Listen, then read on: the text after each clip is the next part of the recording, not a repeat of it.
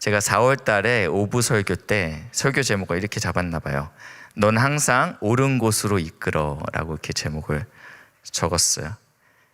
이 드라마 여러분 아시다시피 그 나이도 나오는 그 드라마입니다. 거기서 이렇게 명대사라서 제가 이제 그렇게 제목을 정하고 누가 이제 그 제목만 보고 이렇게 사진을 찍었어요. 그래서 이제 친구한테 카톡을 보낸 내용을 그 두 사람이 나눴던 대화 내용을 자신의 블로그에다가 올렸더라고요. 그래서 제가 그걸 좀 가져왔습니다. 한번 보여주시겠어요? 네. 이제 넌 날 항상 옳은 곳으로 이끌어. 그래서 이제 아마 이 드라마의 광팬이었나 보죠. 그래서 이제 막 웃음 표시하면서 근데 그 다음이 중요해요. 진짜 킹받네. 어쩌하면 좋지? 너무 킹받는데. 제목 보고 어떻게 이 드라마를 이렇게 욕되게 할 수 있었을까? 뭐 이런 느낌인지는 잘 모르겠는데 그 다음 페이지입니다.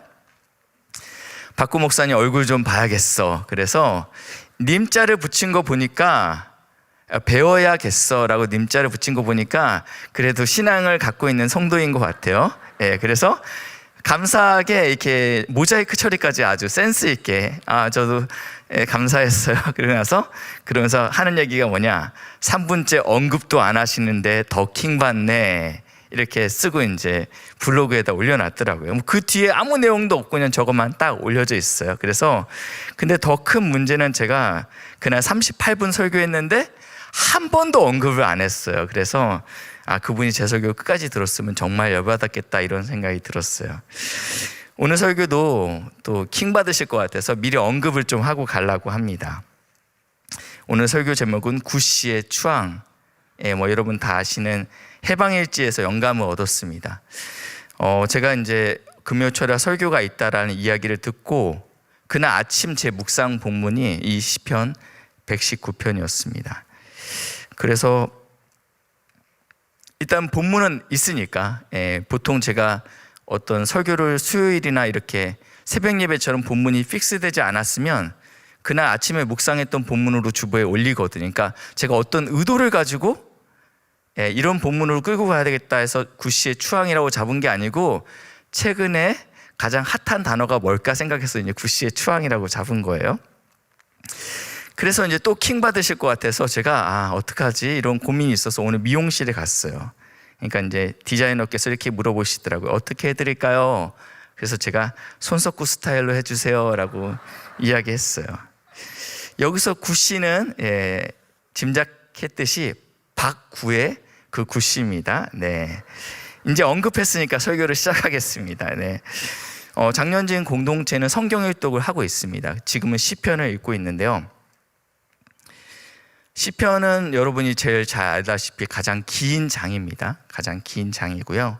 또 이게 알파벳이라고 합니다. 이 히브리 이 언어에는 자음이 22개가 있습니다. 우리가 A, B, C, D 이렇게 할 때 이 자음이 22개가 있어갖고 한 자음당 8절씩, 그래서 8 곱하기 22, 그러니까 176절이 지금 이 시편이 구성되어 있습니다. 제가 오늘 읽었던 것은 2연과 3연을 읽었습니다. 그러니까 히브리 알파벳 베트와 기멜로 시작하는 절을 읽었다라는 것입니다. 9절 보시면 청년이 무엇으로 그의 행실을 깨끗하게 하리이까 주의 말씀만 지킬 따름이니이다 라고 쓰여 있습니다. 여기서 청년이 누구입니까? 여기 청년 많죠. 그리고 또 우리 제주도에도 우리 1청과 3청이 가 있는 그 청년인가요? 청년의 개념이 어떤 개념인지 먼저 잡고 가야 되잖아요. 그래서 제가 나는 분명히 청년인 것 같은데, 나이로는 청년인 것 같은데 이렇게 인터넷에 검색해 보니까 신체 나이를 알아보는 그런 게 있더라고요. 그래서 초간단 신체 나이 테스트를 해봤습니다.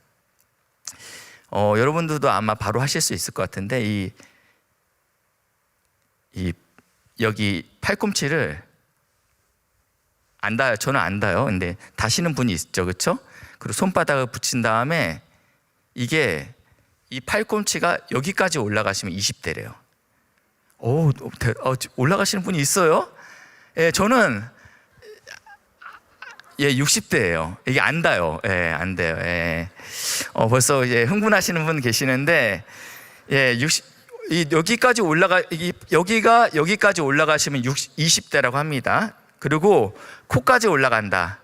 그러면 30대라고 합니다. 그리고 입까지 올라간다. 입까지 그러면 40대래요. 예, 그러니까 이제 내 신체 나이 여러 가지로 알 수 있어요. 그리고 눈 감고 팔 이렇게 하는 거, 이거 50초 이상 뭐 버티면 이런 거 있는데, 저는 테스트를 다 해봤는데 유연성, 평행감각, 근력 다 60대더라고요.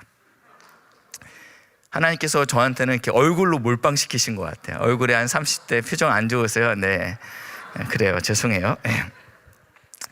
제가 이 얘기를 해보고 싶어서 그냥 했어요. 청년이 이런 의미의 청년은 아닌 것 같죠, 그렇죠? 여기서 말하는 청년이 유연성과 힘과 지구력과 근력을 얘기하는 청년은 아닌 것 같습니다. 요한 1서 2장 14절 말씀인데요.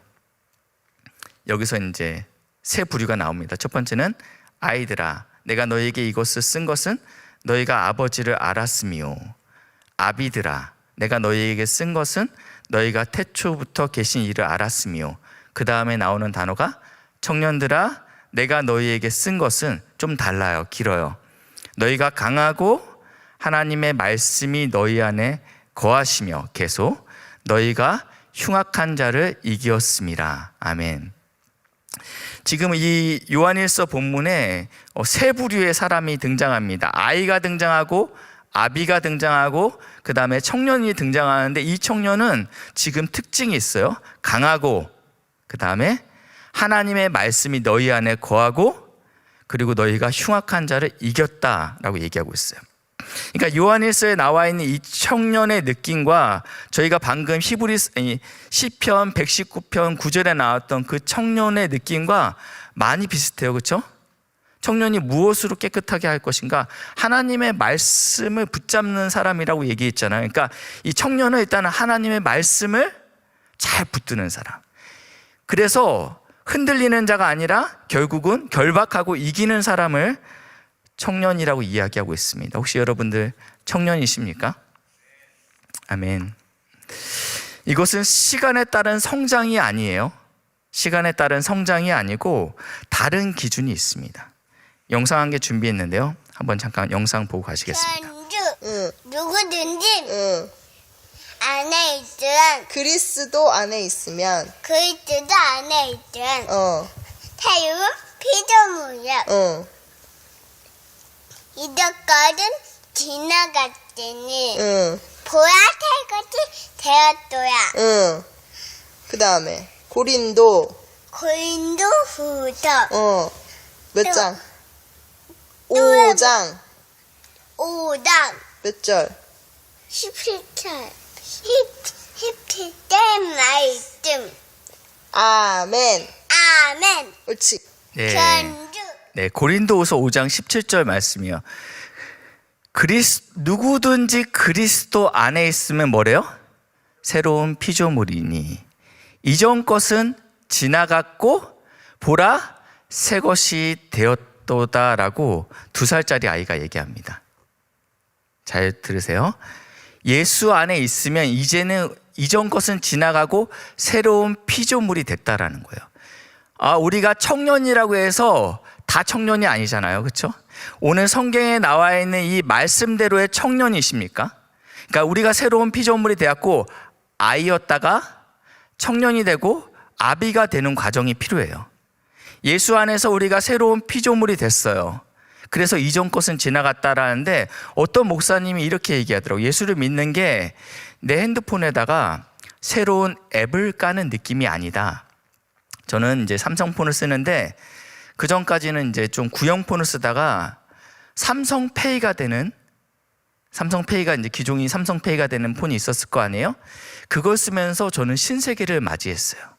더 이상 카드를 들고 다니지 않아도 되는 그런 굉장한 유익. 근데 어떠한 예수를 믿는다라는 것은, 새로운 피조물이 된다라는 것은 그런 유용한 앱을 까는 정도가 아니고 운영 체계를 바꾸는 것이다 라고 얘기했어요. 예수만 믿으면 옵션이 한 개 더 생기는 게 아니고 이제 예수까지 믿었으니까 내 생활이 좀 더 편리해지는 게 아니고 불편해질 수 있다라는 거예요. 운영 체계가 바뀌는 것이다 라고 이야기합니다. 베드로전서 2장 2절 말씀인데, 갓난 아이들 같이 순전하고 신령한 젖을 사모하라. 이는 그로 말미암아 너희로 구원에 이르도록 어떻게 한대요? 자라나게 하려 합니다. 이렇게 얘기하고 있어요. 예수를 믿고 끝이 아니고 이제부터는요, 신령한 젖을 먹음으로 우리가 갓난 아기였던 사람이 어떻게 된대요? 자라난대요.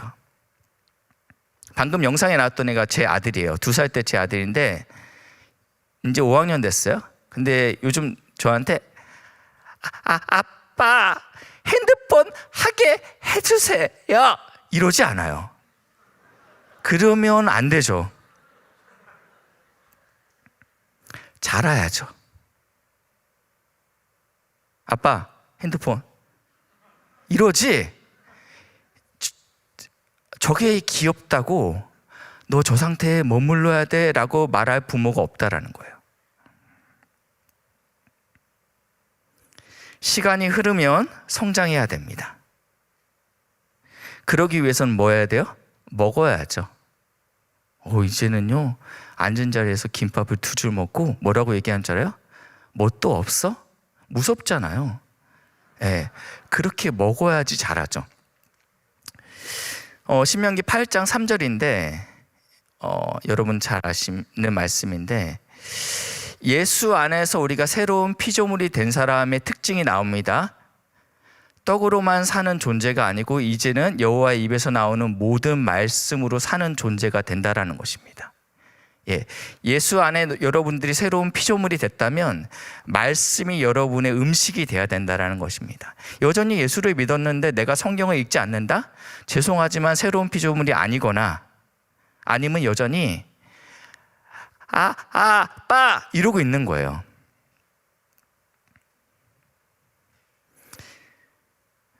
우리는 예수 안에 새로운 피조물로 불렀다고 했고 이전 것은 지나갔다라고 합니다.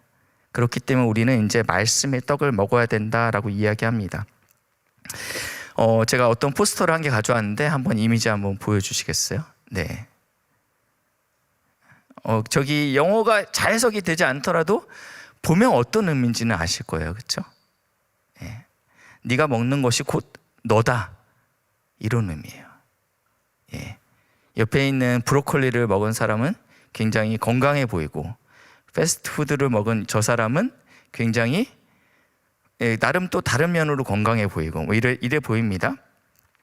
먹는 것이 우리를 만듭니다. 무엇을 먹는가? 여러분이 먹는 것이 나를 만들죠. 무엇을 보는가, 무엇을 듣는가, 무엇을 말하는가가 결국은 나의 정체성을 이야기하고 있는데요. 당신은 누구입니까? 바꿔 말하겠습니다. 당신은 무엇을 먹습니까? 말씀을 먹고 계십니까? 그러면 새로운 피조물이에요. 근데 내가 말씀을 안 읽는다, 그러면 심각하게 병들어 있는 거예요.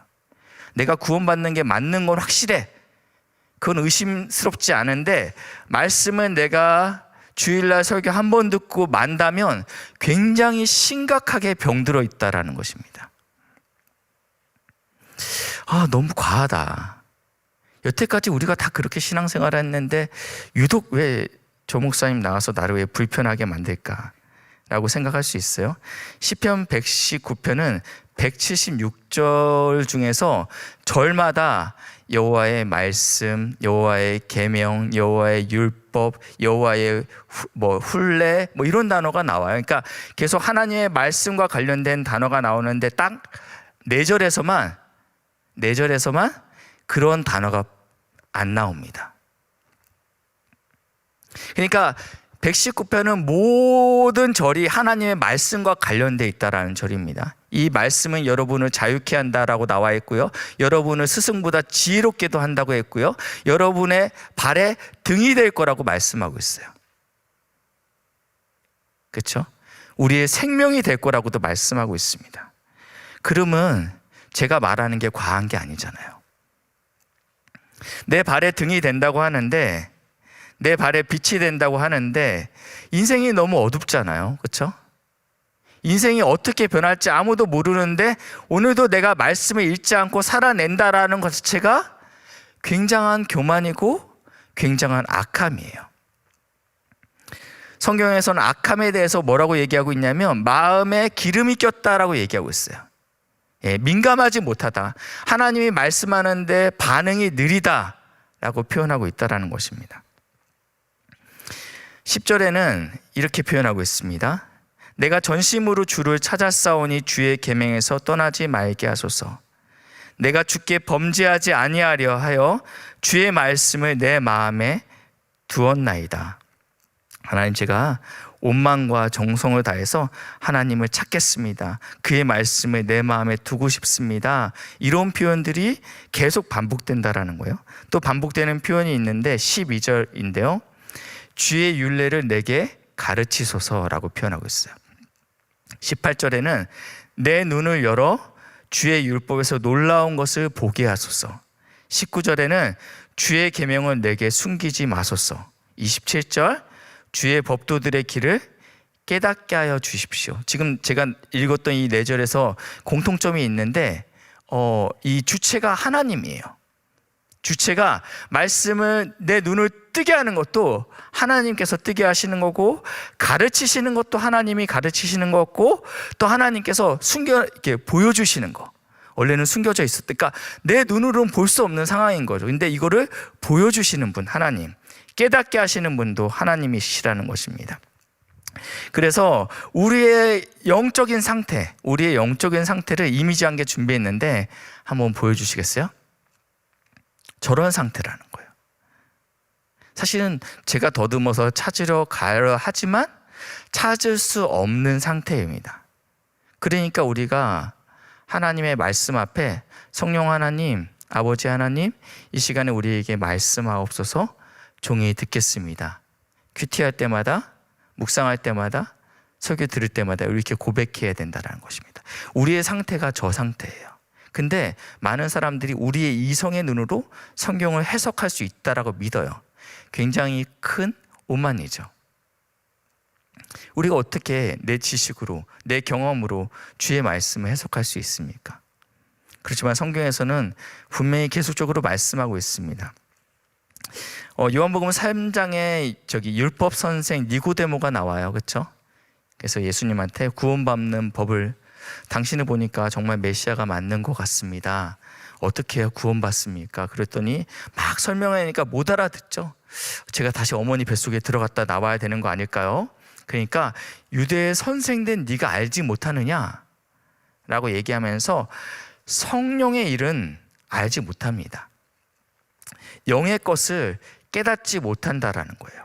이것은 성령께서 우리에게 친히 알려주시거나 우리의 눈을 뜨게 하셔야지 우리가 알 수 있다라는 것입니다. 요한복음 14장 26절인데요. 보혜사 곧 아버지께서 내 이름으로 보내실 성령, 그가 너희에게 모든 것을 가르치고 내가 너희에게 말한 모든 것이 어떻게 된대요? 생각나게 할 것이다. 성경 말씀을 깨닫게 하는 것은, 우리를 가르치게 하고 우리를 생각나게 하는 것은 누가 하고 있다고요? 성령님께서 하신다라는 거예요. 이건 전적인 성령의 은혜가 필요한 일입니다. 제가 아마 새벽 예배 때 이 이미지를 썼던 것 같은데 이미지 한 개 또 있습니다. 우리는요, 말씀 앞에서 저러한 태도를 견지해야 돼요. 우리가 수술대에 누워있고 마취제가 들어가는 순간, 저도 수면 마취, 이렇게 수면 내시경 같은 거 해보면, 자지 말아야지 이렇게 온몸과 정신을 다해서 안 자려고 딱 하고 있는데, 선생님이 깨우시죠. 끝났어요. 그러고 이제 일어나죠. 마취제가 들어가면요, 우리는 온전히 의사 선생님한테 우리의 몸을 맡겨드려야 돼요.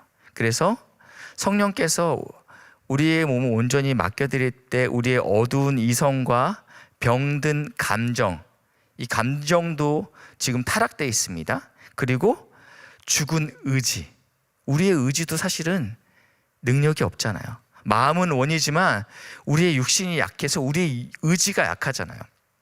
이런 것들을 말씀의 빛으로, 성령의 빛으로 비춰줘야 된다라는 거예요.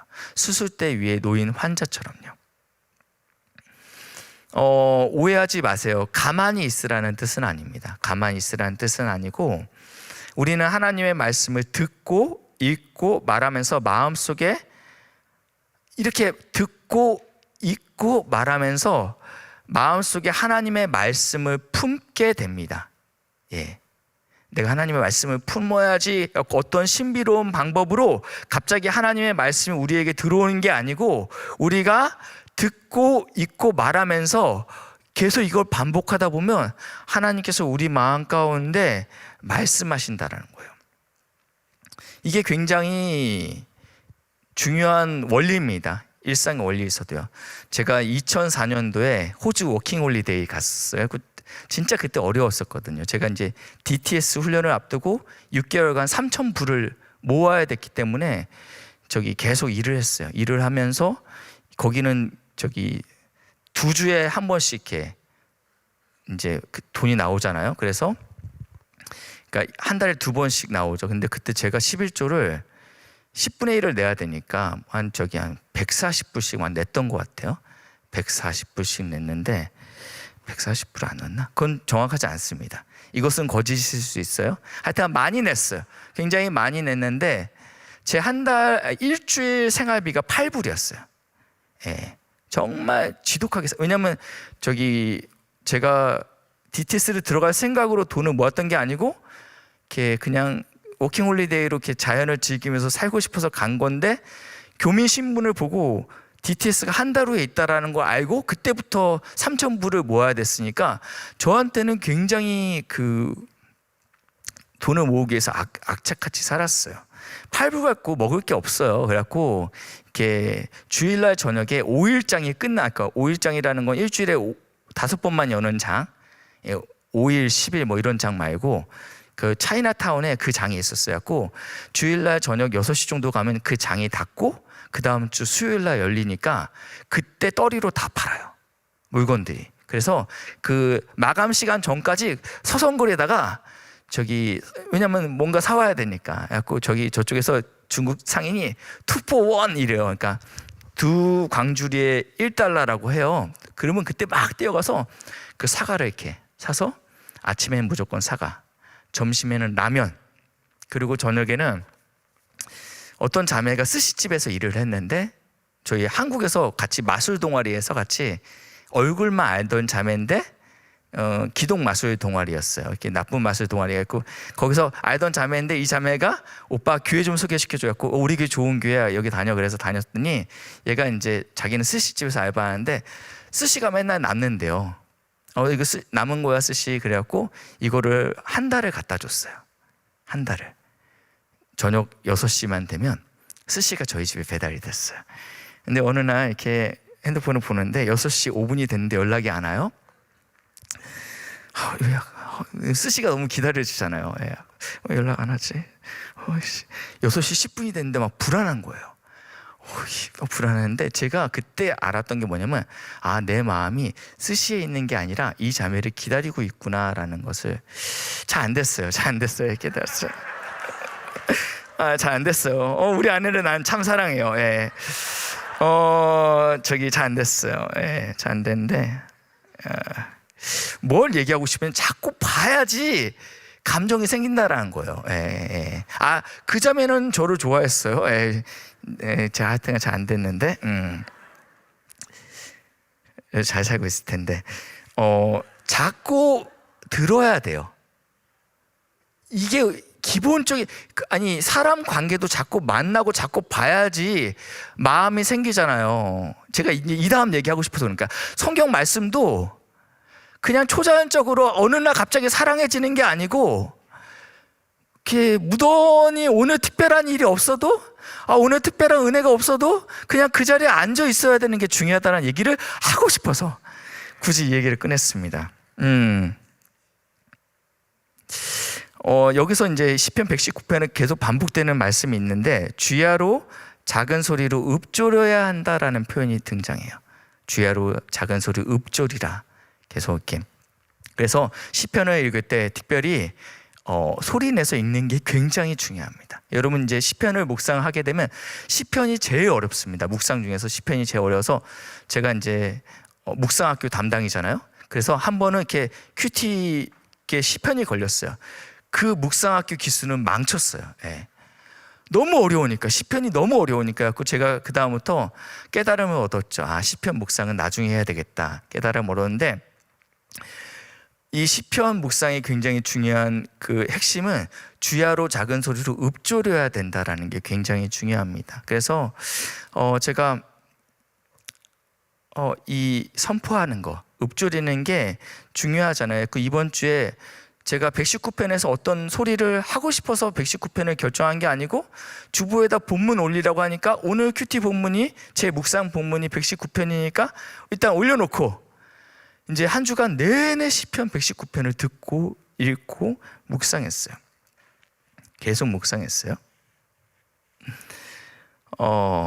계속 묵상하는데 제목은 되게 멋진데 사람들이 지나갈 때마다 그 구씨가 누구예요? 막 저한테 계속 그러는데 무슨 말을 해야 될지 전혀 어떠한 그 끈이 보이지 않았어요. 끈이 보이지 않는데 7월 6일입니다. 7월 6일 날 저녁에 전쟁기념관을 제가 이제 저녁 10시부터 11시 반까지 1시간 반 정도 걷습니다. 이제 길을 나서는데 비가 안 오더라고요. 그래서 그냥 이렇게 근데 이렇게 마른 하늘에 이렇게 그 번개는 치더라고요. 그래서 모르겠다 해서 아내가 우산을 한 개 챙기고 저는 이제 반바지와 그 핸드폰을 놔두고 갔어요. 예, 비 맞으면 안 되니까 핸드폰을 놔두고 둘이 이제 한 30분 이상 걷고 있는데 비가 한 방울씩 점점점 떨어지고 그 경비에 지키시는 어르신이 빨리 들어가세요. 곧 폭우가 올 거예요. 그래서 제가 그랬어요. 아니 구름이 깜깜하지가 않더라고요. 그래갖고 무슨 그래도 여기까지 나왔는데 운동하고 가야지 해서 이제 계속 걷는데 아니다 다를까 비가 억수로 쏟아지기 시작합니다. 우산을 가져갔지만 그 조그만 우산에 저희 둘이 들어가기에는 너무 비좁았어요. 이미 어깨는 다 젖었고 제 운동화도 완전히 다 물에 잠겼어요. 그래서 저는 한 명이라도 살았으면 좋겠다. 그래서 제가 우산을 쓰려고 하다가 저희 아내한테 우산을 네가 살아라. 그리고 이제 비를 맞으면서 이제 뛰어갔어요. 그날 제가 읽었던 큐티 시편 말씀이 136편입니다. 왜냐하면 제가 설교는 이거를 해도 매일 묵상은 또 해야 되니까 그날 136편인데 136편은 26절까지 있는데 26절 중에 26번 나오는 단어가 있습니다. 여호와께 감사하라 그 인자하심이 영원함이로다. 하늘을 만드신 주께 감사하라 그 인자하심이 영원함이로다. 그 인자하심이 영원함이로다가 26번 나와요. 제가 이제 비를 맞고 가는데 비가 너무너무 시원한 거예요. 하나님, 분명히 나올 때는 구름이 없었는데 하나님께서 창을 내셔서 비를 내리신 그 하나님께 감사합니다. 그 인자하심이 영원하십니다. 이러면서 계속 이렇게 선포하고 막 소리 지르면서 뛰었거든요. 하나님 사랑합니다. 그러니까 저희 아내가 갑자기 뒤로 이렇게 점점점 가요. 당신이랑 같이 가고 싶지 않아? 이렇게 막 뒤로 가더라고요. 나는 그것과 상관없이 내 안에 그 기쁨이, 그러면서 제가 한 가지 깨달은 게 있어요. 그 다음 135편은 그거예요. 형제가 연합하여 동거함이 어찌 그리 선하고 아름다운가. 그 다음에 그 아론에게 기름을 부었는데 그게 수염까지 타 흐르고 옷기까지 흘러내렸다. 그리고 그 산 이름이 갑자기 생각났는데 그 산의 이슬이 온 이스라엘을 적셨다, 이거예요. 3절밖에 안 되는 성경 말씀인데 아침에 묵상할 때는 그게 뭔 소리인지 잘 몰랐어요. 근데 이제 계속 선포하고 갔죠. 하나님, 이 비가 지금까지 오고 제주 선교 출발할 때는 하나님께서 하늘을 쨍쨍하게 내실 그 하나님, 그 인자하심이 영원하십니다 막 이렇게 찬양하고 가는데 그 땅에서 형제가 연합해서 동거하고 연합함이 정말 아름답겠다. 그리고 그 예수를 통해서 그 기름 부으심이 흘러 넘치겠구나. 그러면서 막 혼자 찬양했어요. 그러면서 제가 시편에 대한 제 생각을 많이 바꾸게 됐습니다. 추앙이라는 단어가 여러분 어떤 뜻인지 아십니까? 이건 사람한테 쓸 수 있는 단어가 아니에요. 어떤 누가 추앙을 받을 수 있습니까? 추앙은 워십이라는 단어예요. 높이 받들어 우러러 본다라는 단어예요. 이 단어는 주님께 쓰는 단어예요. 시편은 뭘로 되어 있어요? 찬양과 기도로 되어 있어요. 모든 시편들이 하나님 찬양합니다, 하나님 저를 도와주세요, 이것밖에 없거든요.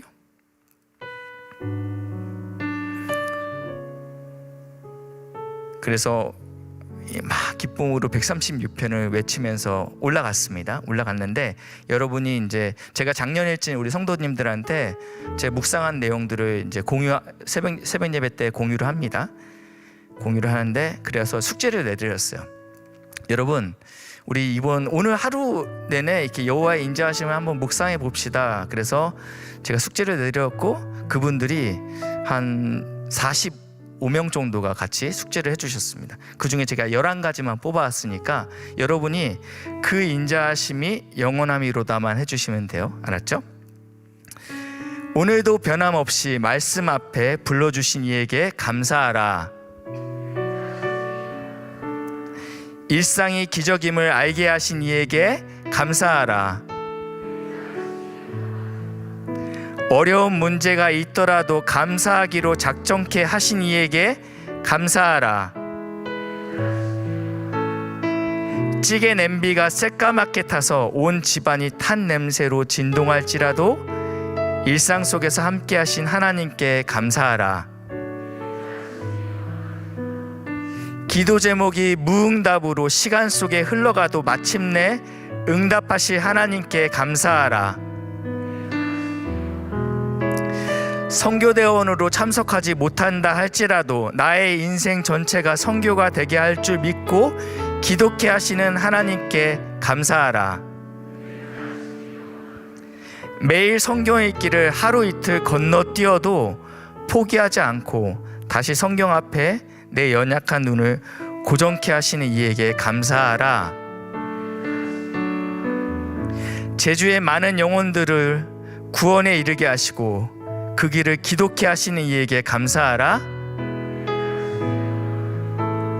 무도이도 이기는 선교를 향한 열정을 주신 이에게 감사하라. 3일의 선교대원들을 보내셔서 제주의 백성들을 구원케 하실 이에게 감사하라.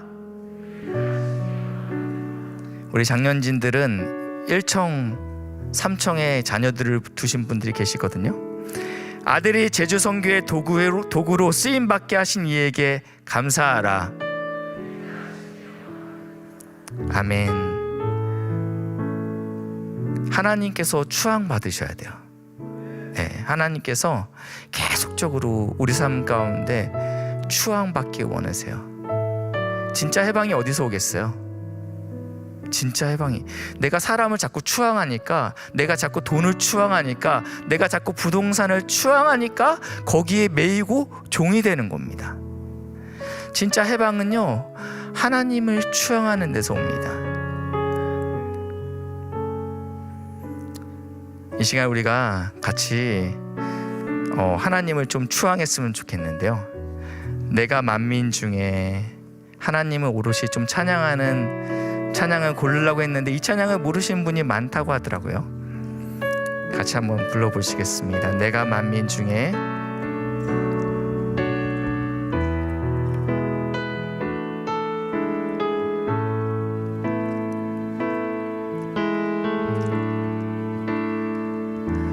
내가 만민 중에 오 주께 감사하며 주님을 찬양하리. 열방 중에서 주의 인자는 커서, 주의 인자는 커서 하늘에 미치고, 커서 하늘에 주의 진리는 넓은 궁창에 이르나니 하늘 위에 주는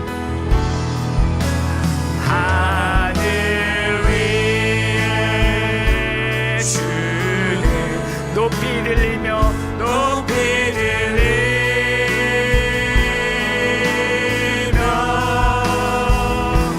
주의 영광을 온 세계 위에 하늘 위에 주는 하늘 위에 주는 높이 들린 주의 영광을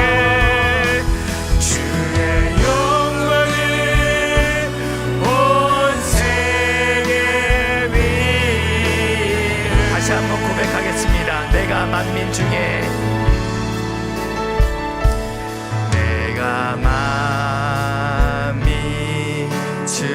오 주께 감사하며 오 주께 감사 주님을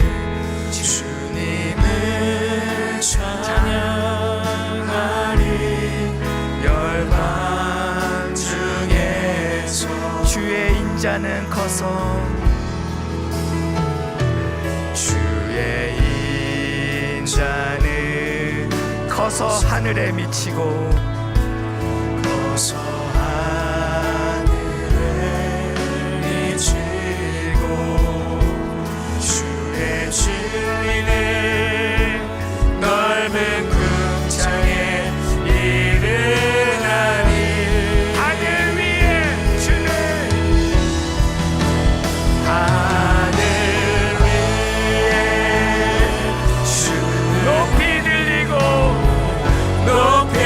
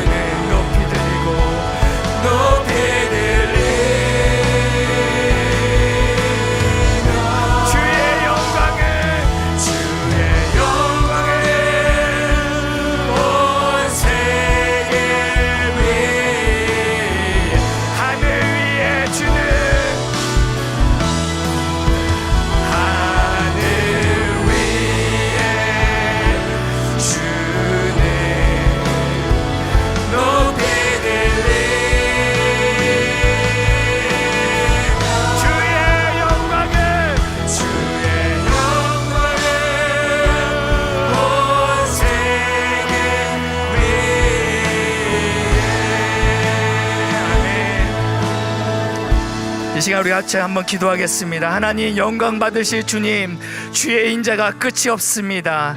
하나님, 나를 새롭게 하시리, 나를 새로운 피조물로 만드셔서 말씀으로 살아가는 이로 만드시니 그 하나님을 감사하라. 그 인자하심이 영원함이로다. 하나님, 우리의 인생 가운데 하나님의 열정으로 우리를 새로운 피조물 만드실 하나님을 추앙합니다. 하나님을 예배합니다. 하나님을 찬양합니다. 이 시간에 우리 하나님께 영광을 올려드리겠습니다. 하나님 사랑합니다. 하나님 은혜를 부어주시옵소서. 주여 은혜를 부어주시옵소서. 기도하시겠습니다.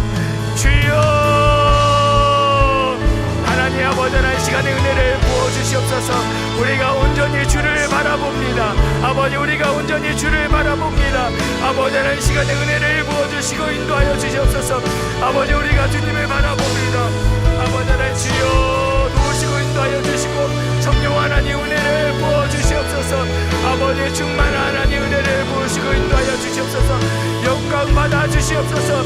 영광 받아 주시옵소서.